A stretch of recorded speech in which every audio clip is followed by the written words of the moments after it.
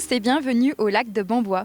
Alors tout le monde parle de lac, mais en réalité c'est un étang artificiel d'une profondeur maximale de 4 mètres. C'est aux alentours de l'an 1000 qu'un barrage a été construit pour retenir les eaux des ruisseaux de Belleau et des Bons Enfants. Au Moyen-Âge, le lac servait de vivier pour l'élevage des poissons et de réserve d'eau pour les moulins situés en contrebas. Alors, comme vous pouvez le voir derrière moi, le lac a été mis en assec. Cette opération de vidange a lieu théoriquement tous les 3 à 4 ans et ce reportage vous permet d'en découvrir les différentes facettes. Nous retrouvons à présent Françoise qui gère l'aspect de la biodiversité sur le site du lac de Bambois et elle va nous expliquer pourquoi il est important de vider régulièrement le lac. Eh bien, le lac de Bambois, il n'a pas toujours existé. Il a été construit, creusé par la force naturelle de l'eau au Moyen-Âge, au XIe siècle. Et donc, le lac de Bambois, à cette époque-là, était vidé régulièrement, tous les 3 ans ou tous les 2 ans même, et on laissait à sec pendant 1 an le lac pour en faire un maraîchage. Donc, on cultivait le fond du lac comme un grand potager. Et ça avait comme particularité de bien faire minéraliser la vase et donc de faire diminuer la grosse quantité de vase qu'il y a dans un lac. En fait, on va laisser le lac à sec pendant plusieurs mois jusqu'au printemps prochain et cela va permettre à la vase de bien sécher et de se minéraliser. Ensuite, on aura une eau plus claire pour l'année prochaine. Ça a aussi comme avantage de détruire des cyanobactéries. Ce sont les fameuses algues bleues qui nous embêtent pendant l'été et qui nous embêtent surtout pour la baignade.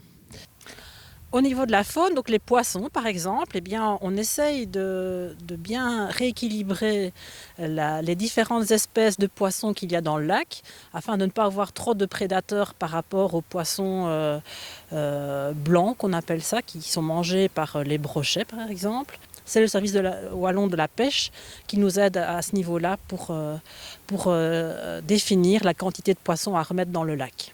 Alors Françoise, ne profitez-vous pas de cette mise en assec pour entretenir les berges du lac ? Si, tout à fait. On essaye d'avoir, donc les berges seront dégagées d'eau et on a beaucoup de roselières qui sont en pleine forme autour du lac. On doit quand même les faucher toutes les 5 ans. Alors on ne fait pas toutes les roselières la même année, on essaye de faire des parcelles de 50 mètres de long et donc on a un calendrier chaque année avec des roselières à réaliser. Mais l'année de vidange, on en fait quand même plus parce que c'est plus facile à les faucher quand il n'y a pas d'eau.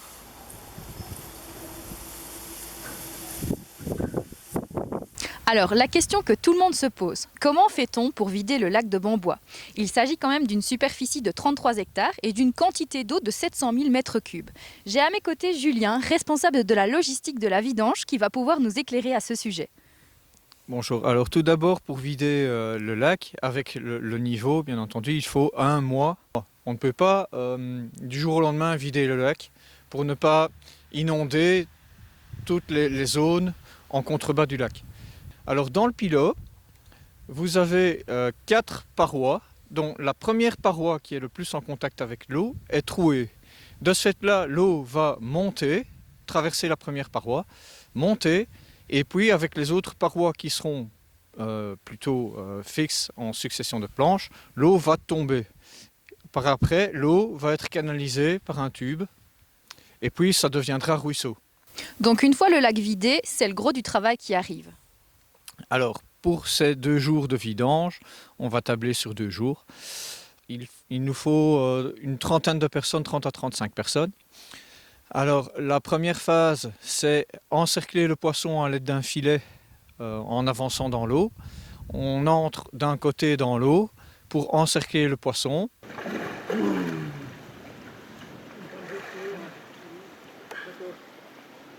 Qui est assez conséquent. Par la suite, quand nous avons ramené le filet au bord, ça forme une poche. Et puis, il faut puiser. Donc là, c'est un certain nombre de personnes aussi. Doit puiser le poisson à l'épuisette, dans un premier temps, pour après charger dans des mannes. Et puis, on transporte ces mannes qu'on va amener à une zone de tri où il y aura des tables de tri. Là, d'autres personnes sont chargés de trier le poisson par catégorie, par sorte. J'ai un gros brochet les gars. J'ai un gros brochet. Au niveau du triage, on en profite aussi pour faire toute une série d'analyses sur le poisson. Donc le poisson est mesuré. 199. Le poisson est pesé. 89.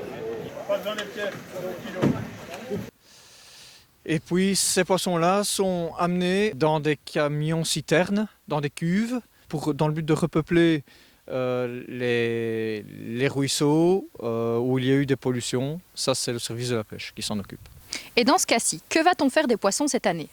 Alors, une fois les poissons triés, donc, il faudra penser à repeupler le lac par la suite. Donc quand le niveau sera remis à bon au lac, donc une quantité de poissons qui est à transiter dans un autre étang en attendant va revenir bien entendu dans le lac. Alors Julien, une autre question que beaucoup se posent. Combien de temps faudra-t-il pour re-remplir le lac?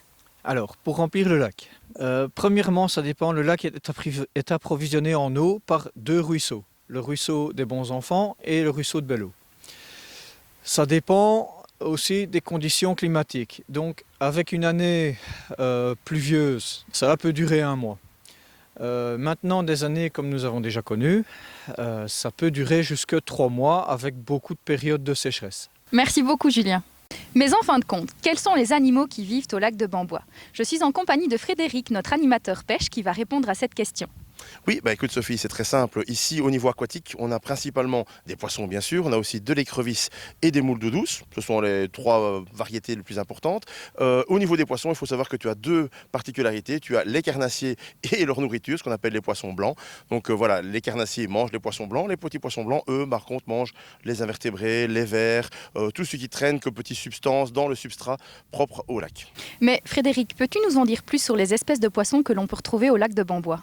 Alors le roi de Bambois, c'est le brochet. Donc ça, c'est le poisson le plus connu de tous. C'est un carnassier qui peut atteindre jusqu'à 1,20 m. On a des spécimens qui dépassent cette taille-ci dans le lac. Donc c'est un poisson qui se nourrit exclusivement des autres. Donc il est principalement piscivore. Donc il mange les petits poissons. Il peut manger ses congénères aussi. Il peut également manger éventuellement des écrevisses. La particularité du brochet aussi, c'est sa reproduction. Donc ici, comme on a vidé le lac il y a très peu de temps, on va devoir le remettre sous eau fin février à peu près pour que l'eau atteigne les roselières. Les brochets vont remonter dans ces roseaux, dans les racines d'arbres pour venir se reproduire et nous faire une magnifique reproduction avec plein de petits brochetons pour la saison à venir. Alors l'autre poisson très très présent sur le lac de Bambois, ce sont les perches, qui est le 2e carnassier en taille d'importance. C'est un poisson qui peut monter jusqu'à 50 cm. Il y en a énormément dans le lac. Voilà, bon, comme le brochet, elle a tendance à se nourrir des autres pour survivre. Elle est également très très cannibale. Elle mange vraiment sa progéniture. Voilà, c'est un poisson qui est remarquable par sa beauté. Donc c'est un poisson qui est avec des rayures, hein, comme finalement une tenue de prisonnier, avec une nageoire dorsale bien particulière, très ouverte, avec des petites piques au bout, ce qui fait que parfois on a une petite sensation de piqûre quand on les prend en main, mais c'est un poisson qui est remarquable, une nageoire rouge, une couleur dorée. C'est vraiment un poisson que je vous invite à regarder, il est vraiment très beau. Un des autres poissons très présents sur le lac de Bambois, c'est la tanche. C'est un poisson blanc, mais qui n'est absolument pas blanc. Il est bien doré. C'est un poisson assez majestueux aussi, qui peut monter jusqu'à 2-3 kg. Donc ça fait des poissons quand même assez volumineux. On en trouve énormément dans le lac. La reproduction est absolument exceptionnelle. On va des petits poissons de 1 cm jusque justement ces poissons qui font 50-60 cm. Donc la particularité de la tanche, c'est qu'on l'appelle le poisson docteur. Alors, est-ce que c'est vrai, pas vrai? Je vous laisse imaginez ce que vous voulez, mais sachez que c'est un poisson dont on parle que les autres poissons viennent se frotter sur cette tanche pour guérir leurs blessures. C'est-à-dire qu'une fois qu'il leur manque des écailles ou qu'ils sont abîmés, la légende dit que voilà, les autres poissons viennent se frotter à la tanche. C'est vrai qu'elle a un mucus bien particulier et c'est vrai que c'est un poisson qui, voilà, au niveau des pêcheurs, est une espèce de petit Graal au niveau du poisson blanc. Alors les autres poissons encore du lac, et eux aussi présents en très grande quantité, c'est ce qu'on appelle les petits blancs. Ça correspond aux gardons, aux rotangles et à la brème principalement. Ils servent déjà de nourriture pour tous les carnassiers. Là aussi, ce sont des poissons qui peuvent monter jusqu'à 20-30 cm. Ce qu'il faut savoir, c'est qu'il y a le rotangle et le gardon qui se ressemblent énormément et pourtant il y a des grosses différences quand on les prend en main l'un à côté de l'autre. On se rend compte que le rotangle a des nageoires très rouge vif, que le gardon est plutôt dans l'orange. Au niveau des nageoires, justement, la dorsale n'est pas du tout au même endroit. Voilà. Et alors on terminera par le poisson le plus mystérieux probablement du lac, c'est la grémie. Alors la grémie, c'est un poisson un peu particulier, il n'est pas très grand, il fait une dizaine de centimètres cm maximum. Il ressemble un petit peu au niveau de la forme à une perche, hein, la même nageoire avec des petites piques. Par contre, il a des yeux assez globuleux quand même, assez flagrants. Il n'a pas de rayures, il a des petits points noirs sur le corps. Voilà. Et alors, c'est un poisson mystérieux parce que quand on pêche, c'est le poisson qu'on n'attrape jamais. Alors, en ce qui concerne les écrevisses, ici, on est relativement limité au niveau de la variété. On a que de l'américaine. On peut avoir des spécimens quand même très très grands. On les appelle les petits homards. Il y en a énormément. Elles ont un rôle important quand même, mine de rien, sur le lac. Elles servent de nourriture aux aigrettes, aux hérons, à tous les oiseaux piscivores qui finalement retrouvent aussi pas mal d'énergie avec ça. Les écrevisses servent de nourriture aussi aux brochets principalement, mais aux perches aussi. Dernier habitant important, il s'agit de la moule d'eau douce. Elle fait plus ou moins entre 10 et 20 cm de long. Une belle couleur nacrée, c'est vraiment un bel animal aussi, qui se développe très très bien dans le lac. La vase, elle adore, elle peut vraiment la filtrer à son aise et trouver tous les substrats pour pouvoir continuer à survivre et se reproduire. On en a énormément dans le lac, malgré une prédation quand même assez importante des rats musqués. Et ici, avec la mise à sec, les moules vont s'enfuir très très très bas, le plus loin possible, aller chercher un maximum d'humidité, se refermer et attendre simplement la remise sous eau. Une fois qu'on sera remis sous eau, les moules vont ressortir de leur cachette et elles vont pouvoir continuer à vivre comme si de rien n'était.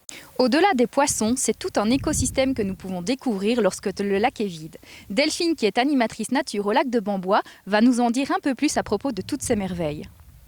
Alors, en fait, ce qui est le plus impressionnant quand on vide le lac, c'est vraiment le paysage qui change complètement. Et donc, on a vraiment l'impression d'avoir atterri sur la Lune. Au moment de la vidange, au fur et à mesure où l'eau va s'échapper, partir du lac, on va avoir des formations de poches où il va y avoir une grande concentration de poissons. Et donc, c'est là, à ce moment-là, qu'on va observer beaucoup de grandes aigrettes, de hérons cendrés qui vont venir pêcher pour se nourrir. Alors, les échassiers sont des grands oiseaux avec donc des grandes pattes et des longs becs, ce qui leur permet de chasser à l'affût, donc tout au bord de l'eau. Alors on peut aussi rencontrer sur les berges du lac des oiseaux plongeurs. Donc on a les grands cormorans et les grèbes huppées qui vont donc plonger de la surface de l'eau pour aller attraper leurs poissons. Alors lorsque le niveau de l'eau baisse, on peut commencer à observer des petites vasques dans la vase.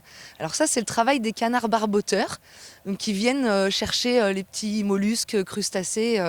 Voilà, ils fouillent le fond de l'eau pour trouver leur nourriture. Alors sur la vase, on peut aussi observer de tout petits oiseaux limicoles qui ont un très long bec. Donc ça vient du latin limus qui signifie boue. Ce sont des oiseaux qui vont aller, pareil, fouiller dans la vase pour trouver leur nourriture. Donc à l'aide de leur long bec, ils vont récupérer les petits crustacés, mollusques qui sont là. Alors dans la boue, on va pouvoir aussi observer beaucoup d'empreintes. Donc il y aura des empreintes d'oiseaux ou de canards, telles que les colverts ou bien le cygne aussi qui laisse ses empreintes. Et on a aussi les empreintes d'aigrettes et hérons.